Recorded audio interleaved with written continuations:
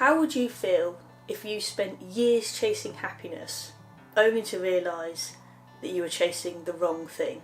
What if, actually, buying a house, buying a new car, getting a promotion, or even getting married didn't actually make you happy?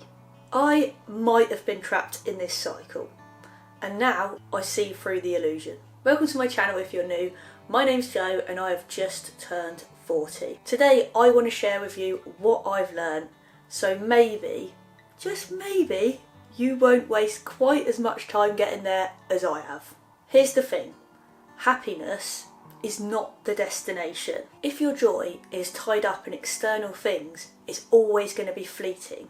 It's always just going to come and go. And there will always be someone with a bigger house, a newer car, earning more money than you. So the moment that you get the thing that you've been chasing, boom, it's straight on to the next thing. It's a never-ending loop. And for years, I did the same thing. I chased snowboarding, becoming a tattoo artist, buying a house, getting married. And don't get me wrong, I love my partner immensely. However, when it comes to marriage, I don't know if that was something that I really wanted or if it was just like a societal expectation. Looking back at my life, so many of my choices were through external validation. I really wanted to fit in, I really wanted to be liked, and even more than that, I wanted to be adored and admired by as many people as possible. Snowboarding and tattooing are not just passions of mine, they're considered cool.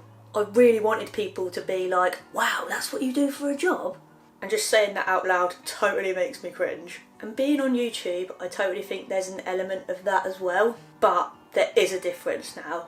I am aware of it, and I don't need the admiration. I'm not doing this for the views and the likes. I generally just want to reach out to people and make connections with people and share what I've learned, so other people can reflect on their lives and maybe have a little bit more clarity over what they want. I've felt very different from as far back as I can remember. I was a tomboy, so therefore I didn't really fit in with the girls. The boys didn't really accept me either. There was one thing that gave me a sense of belonging, and that was sports. And I was naturally quite good at them, so I clung on to that like my life depended on it, because it kind of did. We all just want to belong and to fit in. And when you're younger, you kind of just take what you can get, even if you know that group or that crowd might not be the best for you. And that's how I ended up partying a little bit too much in my late teens and throughout my 20s and early 30s. Drinking gave me the confidence that I lacked, or so I thought. It made me feel invincible, until recently I realised that it really didn't.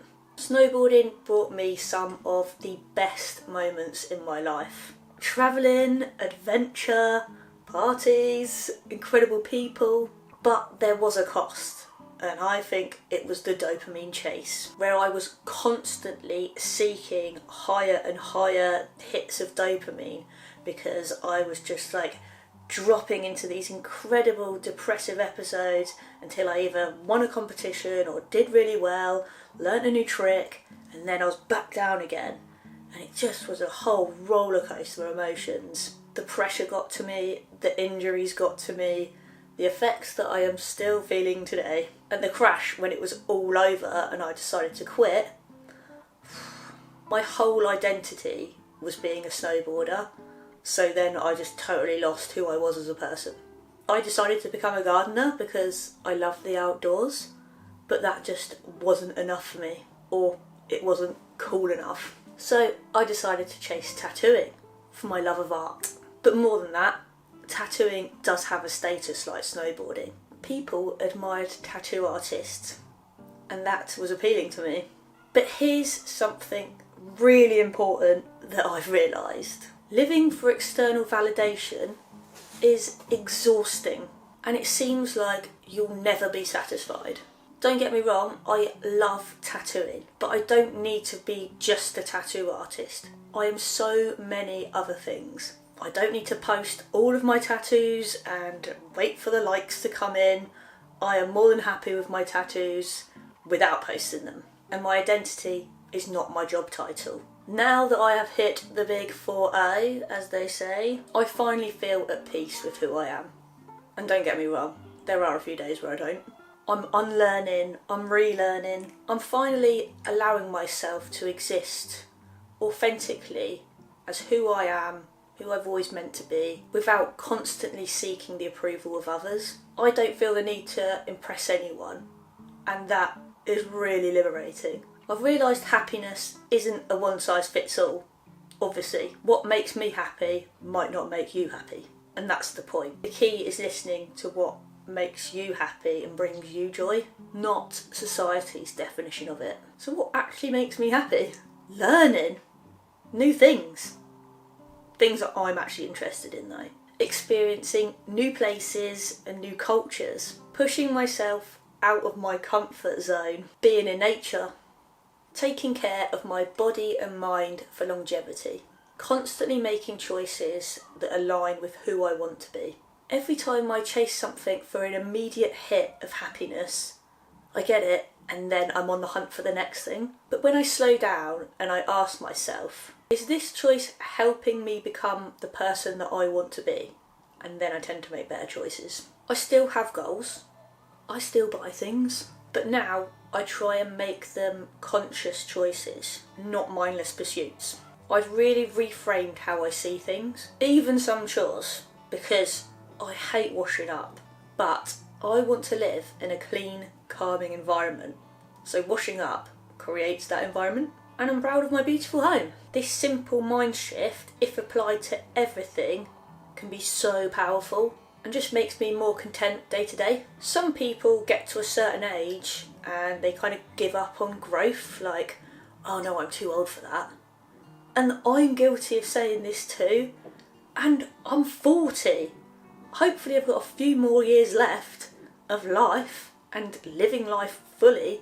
You see 80-year-olds skydiving or doing pull-ups. It's all in your mindset and what you tell yourself. Think about it. If you said to yourself, I can't do a pull-up, then you're probably not even going to try.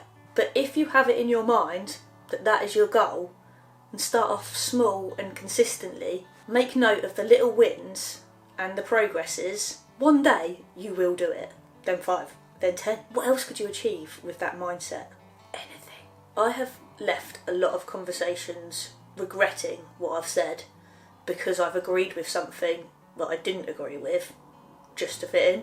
And that's not confidence. Confidence is standing up for yourself, even if you're disagreeing with everyone else, not needing any sort of validation from anyone else. We don't all need to think the same because that will be incredibly boring. We need to have passionate discussions about things. Then we can learn from each other. I've started feeding my mind and body better. I'm reading books, I listen to podcasts and engage in meaningful conversations wherever possible. What you consume really matters. And now that I've started gaining more knowledge, I just want to read as many books as I possibly can, to the point that I'm reading 3 at the same time. And if possible, I would listen to more than one podcast at the same time as well, just to save time. But I don't think my brain would like that. The same goes for my body. I really feel the effects of eating cleaner and drinking less alcohol. I feel better on the inside and the outside. Life is short. I'm 40 and it's just flown by. Instead of fearing that, I want to flip it. I only have one life. So I've got to make it fun. We can live in fear and be constantly chasing happiness and quick fixes. Or we can embrace the journey. Celebrate the little wins, the losses, the unknown. That's where the magic is. Life starts when you leave your comfort zone. You don't need things or people to make you feel worthy, loved or successful. You can feel all of those emotions right now without actually changing a single thing. You just have to tell yourself, but truly believe it. I am worthy, I am loved, and I am successful. This might take a little bit of time, but stick with it. So are you living a life that is truly yours? Or are you living someone else's dream? These are the questions that changed everything for me. And they might change everything for you too. When you start living for you, opportunities open up to you and a whole new world unfolds. The universe listens when you take your life into your own hands. Are you ready? Thank you so much for watching this video. If you enjoyed this, I think you'll enjoy this, where I share one habit that's made February the happiest month yet. Please remember to give me a thumbs up, write a comment in the section below and I'll get back to you, and subscribe if you haven't already. Thanks, I'll see you next week.